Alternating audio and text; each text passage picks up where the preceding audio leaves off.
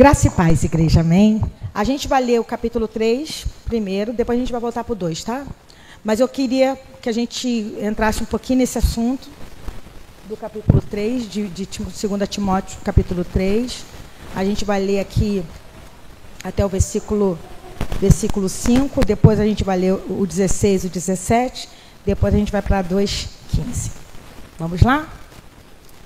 Diz assim a palavra do Senhor. Sabe, porém, isto, que nos últimos dias sobrevirão tempos trabalhosos, porque haverá homens amantes de si mesmos, avarentos, presunçosos, soberbos, blasfemos, desobedientes a pais e mães, ingratos, profanos, sem afeto natural, irreconciliáveis, caluniadores, intemperantes, cruéis, sem amor para com os bons, traidores, obstinados, orgulhosos, mais amigos dos deleites do que amigos de Deus, tendo a aparência de piedade, mas negando a eficácia dela.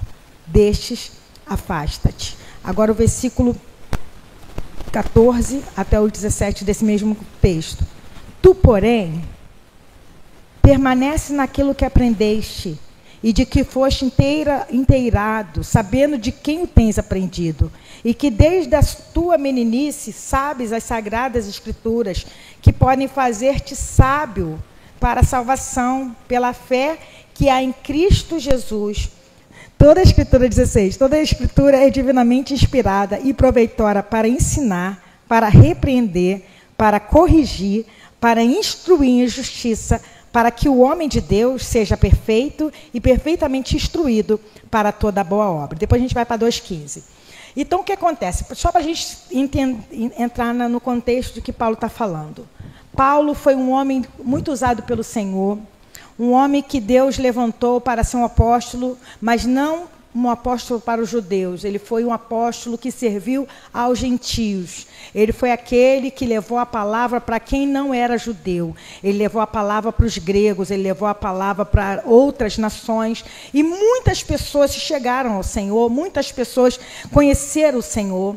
E dentro desse meio das pessoas que conheceram o Senhor, Paulo trouxe também muita doutrina. Graças a Deus e graças ao apóstolo Paulo, a igreja hoje tem doutrina. Tem doutrina da palavra. O que é doutrina? É roupa grande, pequena? Cabelo corta, cabelo não corta? Não. Doutrina é a palavra, é o fundamento. É aquilo que o Senhor deixou para que a gente seja guiado. Então, a palavra que Paulo está trazendo é para um jovem pastor. Um menino ainda que estava sendo chamado, que foi colocada a mão sobre a vida dele, para que ele estivesse desempenhando um chamado de pastor.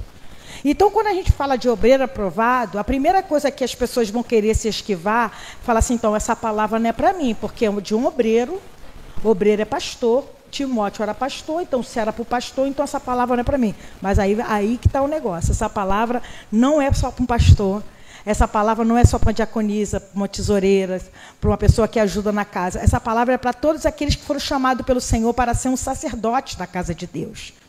Porque antes, a Bíblia fala lá em Pedro, antes nós éramos trevas, mas agora nós fomos feito o quê? Sacerdócio real, nação santa, povo de propriedade exclusiva de Deus. O Senhor dispensou o seu Espírito sobre cada um de nós, para quê?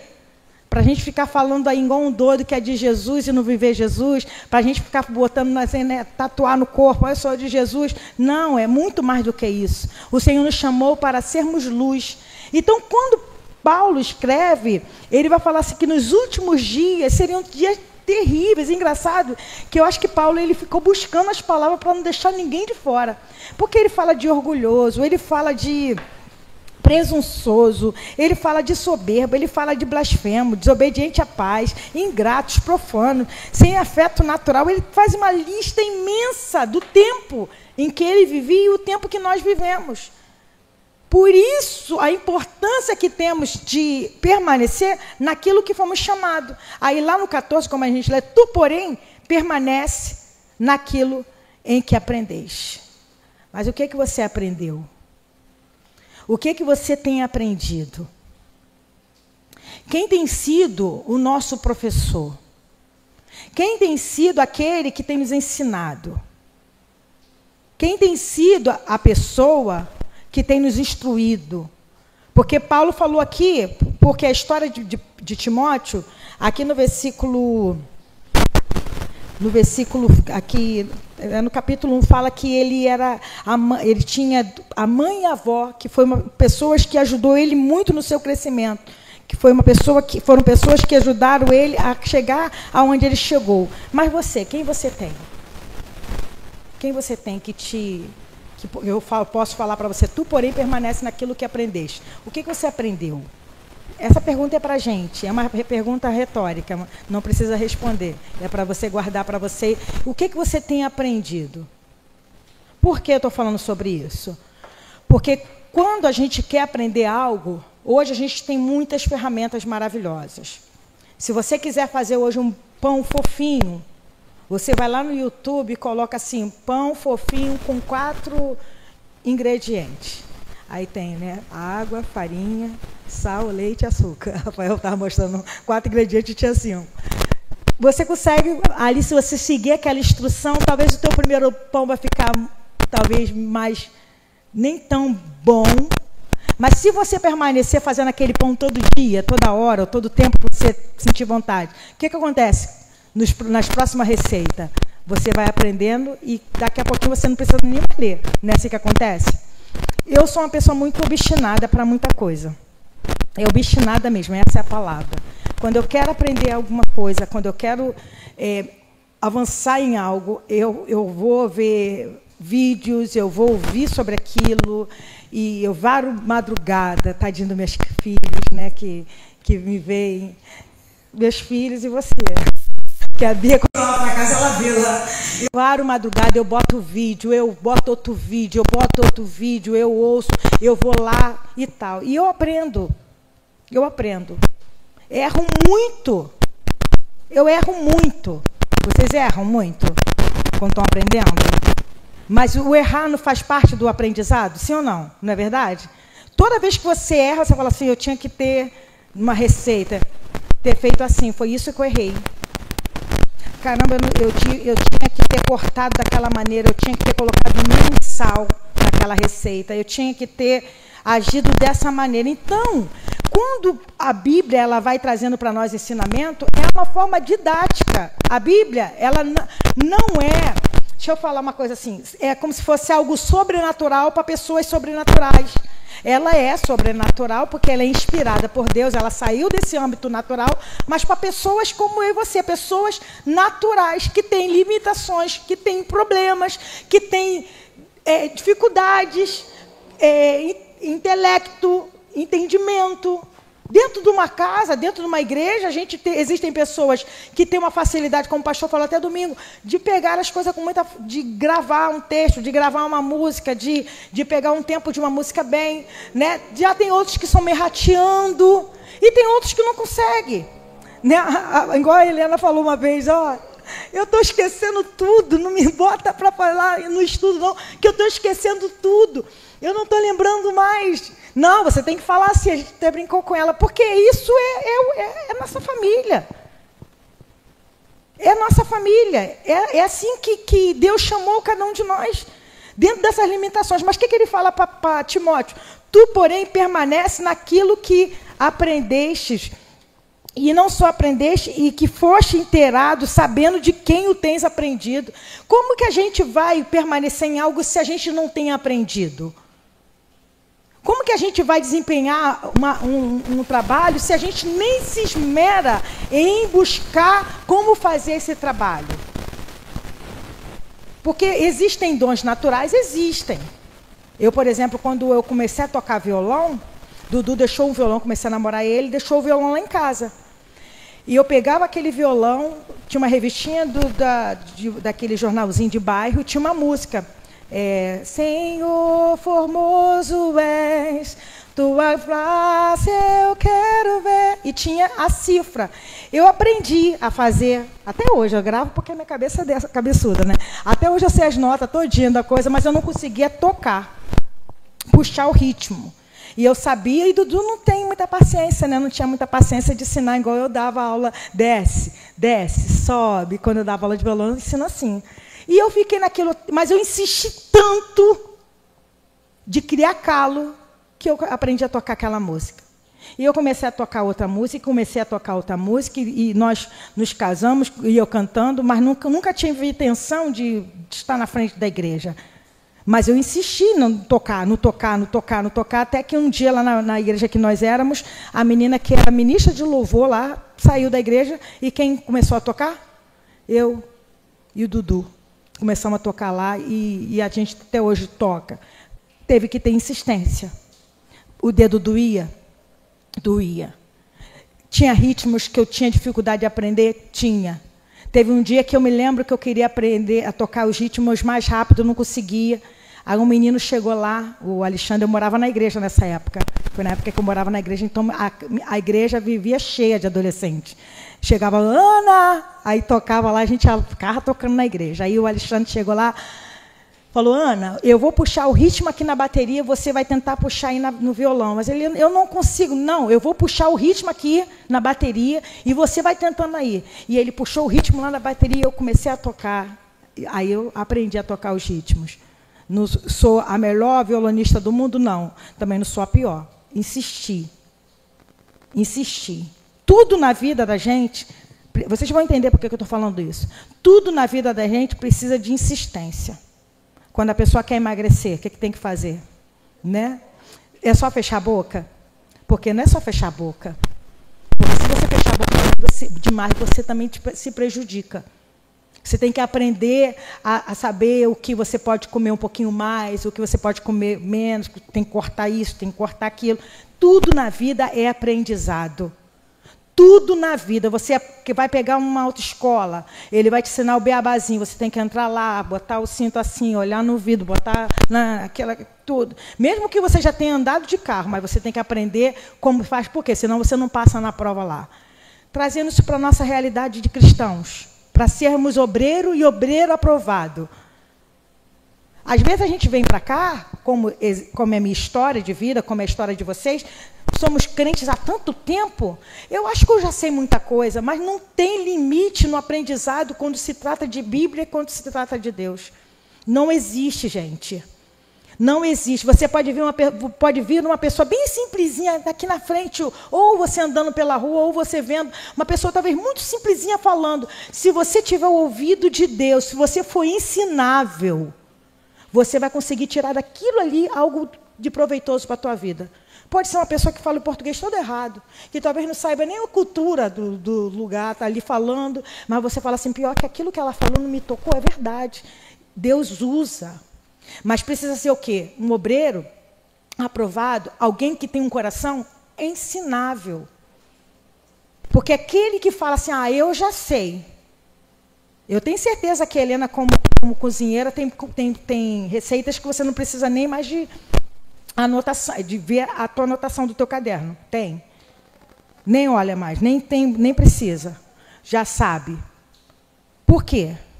Foram tantos treinos para isso, mas você ainda consegue aprender outras coisas? Tem coisas que ainda te surpreende quando você vai buscar uma receita e não saber se usando isso e isso ajudava aqui. Tem coisas assim? Você ainda se surpreende na cozinha? Por quê? É isso que é a nossa vida. Você pode estar calejado de saber.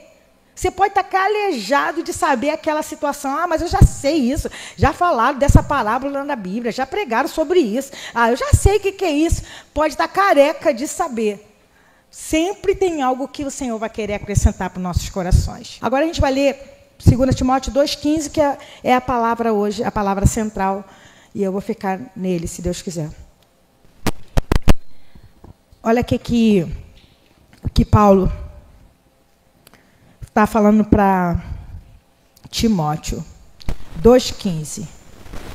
Procura apresentar-te a Deus aprovado como obreiro, que não tem de que se envergonhar, que maneja bem a palavra da verdade. Procura apresentar-te a Deus aprovado, como obreiro que não tem de que se envergonhar, que maneja bem a palavra da verdade. Paulo fala para para Timóteo no capítulo 3, tu, porém, permanece naquilo que aprendeste.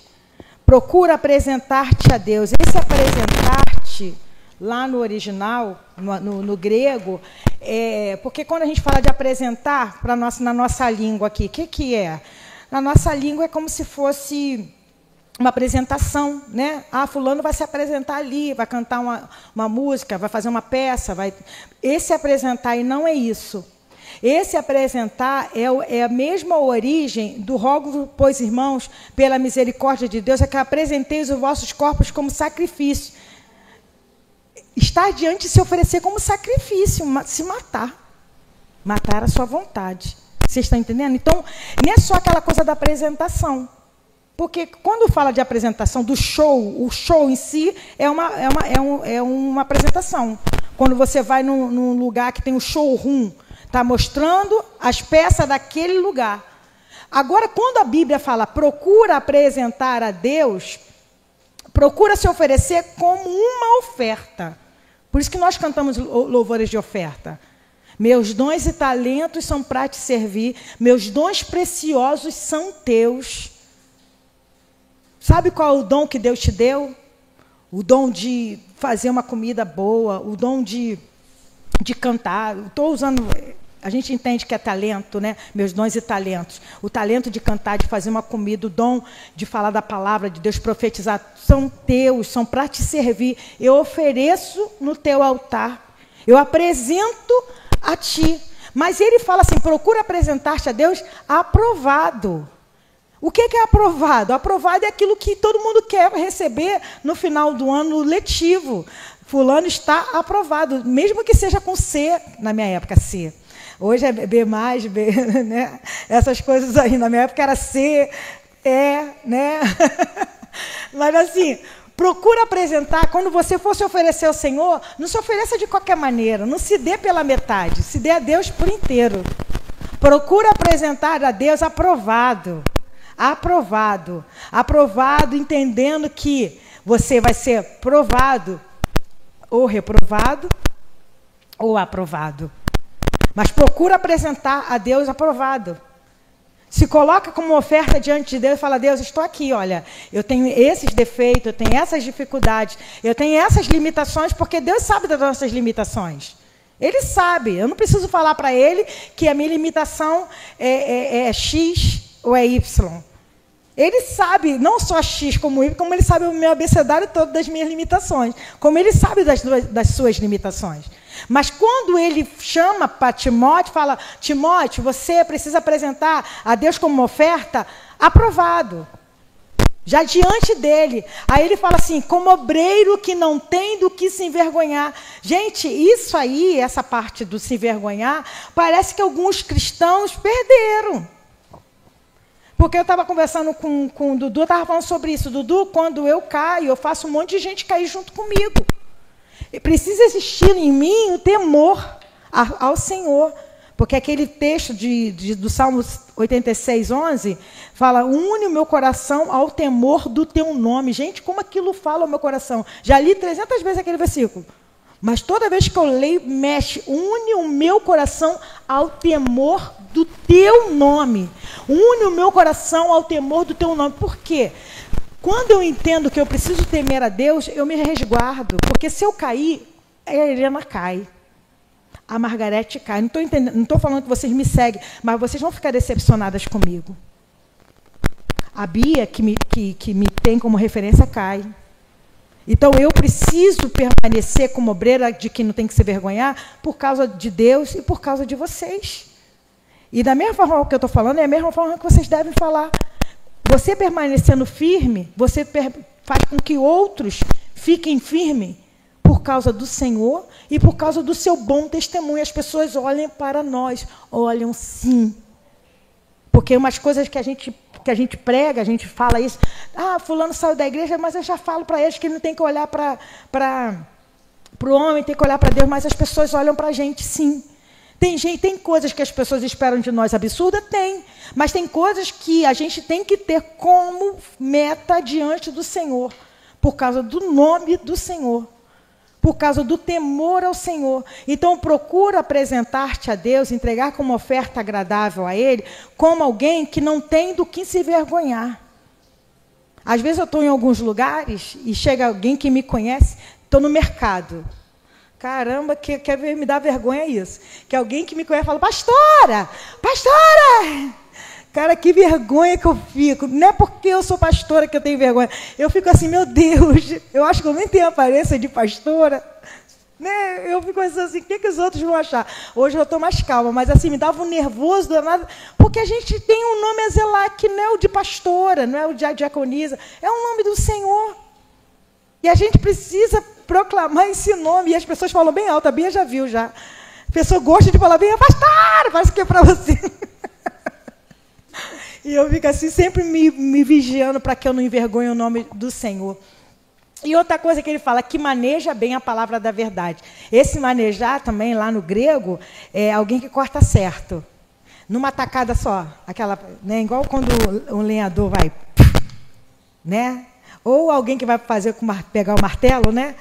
Se for eu, fica assim, né? Até acertar. Mas a pessoa que tem mais experiência, ela vai, pum, numa martelada. É bom, Rick, você, numa martelada só, vai. Então, que maneja bem, que sabe mexer com o instrumento. Que sabe mexer com o instrumento. Que sabe manejar, que sabe como montar, que desmonta e monta na maior facilidade. Agora, traz isso para a gente aqui. Um martelo é fácil. Usar uma furadeira, uma batedeira. Margareth gosta de cozinhar também, né? Usar um forno, botar lá 180 graus. Eu pegar lá minhas costuras, fazer uma bolsa, fazer vestido, que agora estou nos vestidinhos também. Talvez seja fácil. Agora, quando a gente traz para a palavra, quando a gente traz para o que Deus espera de cada um de nós, não fica mais pesado? Talvez seja mais fácil fazer um pão, pegar um martelo, uma furadeira, assar algo no forno, fazer um empadão, que a gente gosta tanto. Talvez seja mais fácil tocar um violão, mexer no data show. Mas quando fala maneja bem a palavra da verdade, vai implicar em quê? Vai implicar em algumas coisas que eu preciso ter. A primeira coisa que Paulo falou, a gente leu lá, tu, porém, permanece naquilo que aprendeste. Você não pode ser uma pessoa, nós não podemos ser a pessoa que fica titubeando, sabe? Levado por qualquer vento de doutrina. Igual aquele bonequinho do posto, né? Que fica assim, né? Para lá e para cá. Permanece naquilo que aprendeu. Outra coisa que ele fala aqui, 2:1. A segunda coisa que ele fala, não está em ordem não, porque... Olha o que diz. Tu, pois, meu filho, fortifica-te na graça que há em Cristo. 3:14. Tu, porém, permanece naquilo que aprendeste. 2:1. Tu, pois, meu filho, fortifica-te na graça que há em Cristo. A graça é de Cristo. A graça, ela é de Cristo. A graça significa que é de graça. A graça significa que você não vai precisar, talvez, se matar de verdade na entrega. Mas precisa entender que a graça é de graça, mas foi paga. Então, ela tem um preço. Ela foi paga por causa de Cristo e eu preciso me fortificar. Quando Cristo estava ensinando aos seus discípulos, uma das coisas que ele falou, aquele que quer vir após mim, tome a sua cruz, negue-se a si mesmo. Negue-se a si mesmo, tome a sua cruz e siga-me nessa ordem. Então, a graça, ela é de graça, mas ela foi paga. E ela não ficou de graça para a gente. Eu preciso me fortificar nela. Eu preciso entender que essa graça é acessível. Essa graça, ela é tocável. Essa graça, ela tem um nome. É o próprio Cristo. A graça que há em Cristo, que é o próprio Cristo. Essa graça tem um exemplo. Essa graça tem alguém para eu me espelhar. Mas eu preciso permanecer forte na graça. Fortalecendo cada dia mais para que eu possa viver essa graça. 3:14 fala, permanece naquilo que aprendeste. 2:1, Fortifica-te na graça que é em Cristo Jesus. 2:3. Tu, pois, sofre as aflições como um bom soldado de Cristo. Então, para ser aprovado, preciso permanecer na graça, preciso permanecer no que eu tenho aprendido, e o que eu tenho aprendido, me esforçar para aprender. Eu preciso me esforçar para aprender. Porque talvez tem coisas que, por dons naturais que nós temos, eu, por exemplo, não vou ter dificuldade, talvez, de cantar algumas músicas por causa do dom natural que eu tenho de cantar e de tocar. Mas coisas espirituais, quando fala de Bíblia, aí eu tenho que me esforçar para aprender. E parece que às vezes não entra, né, Margarete? Tem hora que parece que o negócio não encaixa, que a gente fala, meu Deus, não estou conseguindo entender isso. E a gente fica doidinho, que parece até que a gente é meio analfabeto. Mas não é não, é porque é profundo. Esse permanecer no Senhor, sofrer as aflições como bom soldado de Cristo, é profundo. Vai exigir, vai mexer, vai tocar, vai tirar você do teu lugar de conforto, vai tirar a mim do meu lugar de conforto, vai falar assim, Ana, larga um pouquinho esse WhatsApp, Ana, larga um pouquinho essa televisão, Ana, vem cá, vamos lá, vamos estreitar. Para eu permanecer naquilo que eu aprendi, eu tenho que permanecer e ficar ali, quedada, ouvindo. A terceira coisa que ele fala, tu, porém, sofre as aflições. O 3:10. Tu, porém, tens seguido a minha doutrina, modo de viver, intenção, fé, longanimidade, amor e paciência. Ele ainda tem que seguir o exemplo de Paulo. Tu, porém, tens seguido a minha doutrina, modo de viver, intenção, fé, longanimidade, amor e paciência. Aí eu fico pensando, gente, Paulo foi uma pessoa que teve que ele foi construído e teve que ser desconstruído. Porque Paulo foi uma pessoa que estudou muito. Ele estudou muito. Ele estudou aos pés de Gamaliel. Falei certo? Falei certo? É porque me deu uma confusão de camaleão. Dá uma confusão aqui na mente. Essas coisas que é com a mente da gente. Né? Ele estudou aos pés de Gamaliel. Ele foi uma pessoa que aprendeu tudo que a lei tinha. Tudo. Para vocês terem uma ideia, gente, um judeu, para ele fazer aquele passar dos 12 anos para ser reconhecido como nome, ele tem que saber o Pentateuco todo de cor, com 12 anos. Para passar... Barbish, é alguma coisa assim. Para ele chegar nos 12 anos, ele tem que saber o Pentateuco de cor. Vem cá, você sabe o que de cor? O que a gente sabe de cor? Pastora, mas a gente não vive mais na lei. Gente, mas a gente, para permanecer no que a gente aprendeu, a gente tem que ter conhecimento, né? O que a gente sabe de cor? Assim, às vezes a gente tem dificuldade de gravar. Mas por quê? Porque a gente está tão envolvido com outras coisas. Paulo foi uma pessoa que foi construído, e depois ele foi desconstruído. Tanto que ele fala que o que ele achava que era bom, que era legal para ele, ele falava que era como esterco, como cocô de cavalo, por causa de Cristo. Ele abriu mão de tudo. Aí ele fala para Timóteo, tu porém, querido, tens seguido a minha doutrina, modo de viver, intenção, fé, longanimidade, amor e paciência. E isso fica para nós, que quer ser um obreiro aprovado, que maneja bem, tem que permanecer na doutrina da palavra, no modo de viver que a palavra nos traz, a intenção que a palavra nos dá, a fé, a longanimidade, amor e paciência. 4:5. Olha o que diz o 4:5. Mas tu, que quer ser o obreiro aprovado, ser sóbrio em tudo, sofre as aflições, faz a obra de um evangelista, cumpre o teu ministério. 4:15. Tu guarda, porque resistiu muito nossas palavras. Tu quer ser um bom obreiro? Né? Aqui ele fala, eu separei todos os tus que estavam aqui nessa parte aqui. Tu, porém. Lá fala assim, não é aquela coisa que a gente fala para as crianças? Ah, pai, mas todo mundo faz, mas tu não é todo mundo. Ah, mas a igreja ali tem que ver, tá bombando, a igreja tá grandona. Tu, porém, permanece na grandez. Tu, porém, tu, porém, fortifica-te na graça. Tu, porém, pode cantar a música, tu, porém, fica firme nos propósitos. Tu, porém, seja um obreiro aprovado. Não espere que o pastor seja um obreiro aprovado, não. Ele tem que ser um obreiro aprovado. Mas se ele for um obreiro aprovado, cada um de nós formos esse lugar, vai desenvolver uma fé fortificada. Esse lugar vai ter alimento para dar para outros. Esse lugar vai ser exemplo para muitas pessoas.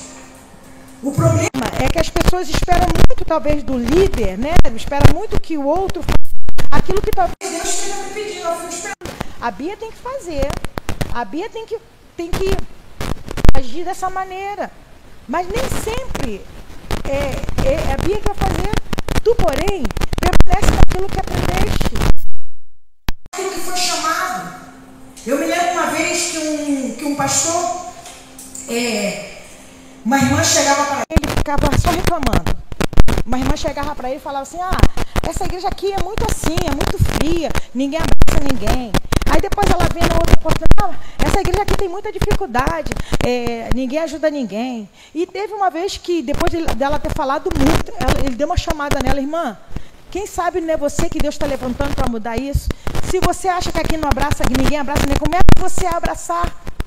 Se você acha que aqui ninguém faz nada, comece você a fazer. E às vezes, irmãos, ela de forma crítica, ela queria falar o que não estava acontecendo, mas às vezes, muitas vezes, o Senhor está nos incomodando para alguma coisa que a gente não está vendo, e a gente fala assim, eu acho que isso aqui não está legal. Talvez seja o Senhor abrindo teu coração para que você comece a desempenhar aquilo. Eu acho lindo o ministério que nascem assim. Ministério que nasce de uma necessidade que o próprio Deus gera. Não a necessidade que a gente quer gerar, porque isso vira ativismo. Mas numa necessidade que o próprio Deus gera no teu coração. Está chegando um monte de criança aqui na igreja, por exemplo, não tem quem cuidar, você sente aquele desejo, eu vou ajudar essas crianças. O próprio Deus gerou algo e você se colocou na presença dele. Às vezes a gente está esperando tanta coisa, eu queria tanto que fulano fizesse, tanto, tu, porém, permanece naquilo que aprendeste. As maiores mudanças que eu vivi na minha vida foi quando eu me aquietei e parei de cobrar. Principalmente o Eduardo. Quando eu questionava a Deus sobre algumas coisas. Mas Deus, mas ele não faz isso, mas ele não faz aquilo, E o Senhor uma vez falou comigo assim, aquieta, deixa eu trabalhar. E eu parei, eu me aquietei. As discussões, não tinha mais discussão, porque um só engano não tem com quem briga, se um só fala, né? Então, quando a gente se desentendia, principalmente por causa do outro lugar que nós estávamos, que era bem conflitante, eram muitos conflitos, eu me calava, porque a gente começava a se alterar, começava a brigar por conta disso. Quantas vezes nós paramos nas escadas para brigar por conta disso lá de onde a gente morava? E quando eu comecei a me aquietar, a parar de falar, foi quando Deus começou a trabalhar muita coisa no coração dele, mudou muita coisa, ele mudando, ele mudou também. Porém, parece que o Senhor te deu. Seja um obreiro aprovado, que maneja bem, que saiba usar a Bíblia, não é usar para você levar os outros a um poder de persuasão humana, é usar para que você leve os outros ao conhecimento de Deus, que maneja bem a palavra da verdade, que não tem do que se vergonhar, que seja alguém que esteja diante dele com o coração aberto, pronto para viver o propósito de Deus, em nome de Jesus.